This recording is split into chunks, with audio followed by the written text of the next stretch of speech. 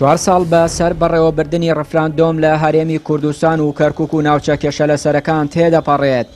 ئەو پرۆسەی بۆ هۆکاری لەدەستدانی لە 151 خاکی کوردستان. ئەگەرچی تەنها ڕۆژێک دوای ڕفراندۆم بەرپرسانی هەرێم پاشەکشەیان کردووتیان ڕفراندۆم بۆ سەربەخۆیی نەبووە، بەڵام حکوومەتی عێراق فشارەکانی بۆ سەر هەرێم توند کردو کاریگەریە نەرێنیەکانی ئەم هەنگاوە دەرکەوتن.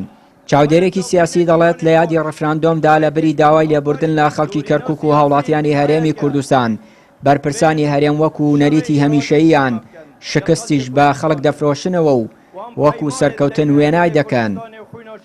بێگومان یعنی ڕفراندۆم هۆکارێک بوو وەسیلەیەک بودایانە دەست نارەکانی کوردەوە بۆ ئەوەی کە لە 150 خاکی هەرێمی کوردستان بە تایبەتی کەرکووک و ناوچە جێناکۆکەکان لە دەست بدەین. دەبوو بەڕاستی لەم ڕۆژەیە داوای لێبوردنیان لە خەڵکی کەرکووک و ناوچە جێناکۆکەکان کردایە، دەبوو بەڕاستی پەشیمانیان دەربڕایە. هیچ عیب نییە سەرکردە و قیادە و حکوومەت داوای لێبوردن لە خەڵک بکا بەڕاستی، بەڵام بەداخەوە لە جێ ئەوە دێن شانازیەکەن بەوەی کە هەڵەیەکی گەورەیان کردووە. دەوترێت جگە لە کوردبینی لە بڕیاری ڕفراندۆمدا نەبوونی تەبایی نێوخۆیی و هەوڵدان بۆ بە پاڵاوانکردنی حەزب و کەسەکان لە پرۆسەیەکی وا چارەنووسسازدا لە هۆکارەکانی شکستی ڕفراندۆم بوو. کە لە ڕقی سیاسی و نەبوونی یەکریزی لە نێو حیزبە کوردیەکان هۆکاری سەرەکی بوو کە ئەم دۆخێکی ئێستا لە کەرکووک و ناوچە جێناوەکان ڕووی داوە ئەبیندرێت.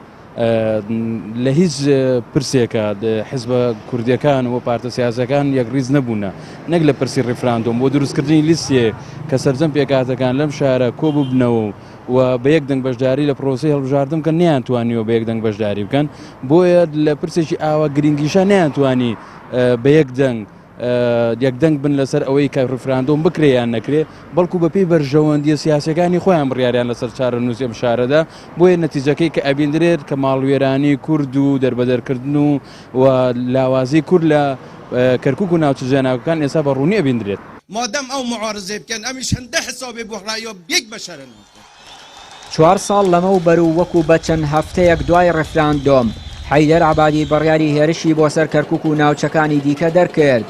ئەوە بوو بە پشتیوانی هێزە ئیقلیمی و نێودەوڵەتیەکان و بە سوودوەرگرتن لە لەرزۆکی زەمینەی ڕفراندۆم لە وادەی کەمتر لە 48 سەعاتدا لە 151 خاکی کوردستان لە بەرژەوەندی حکوومەتی عێراق لەدەست درا و خەڵکی کەرکووک و ناوچە کێشەلەسەرەکانیش تەنیا و بێ پشتیوان مانەوە.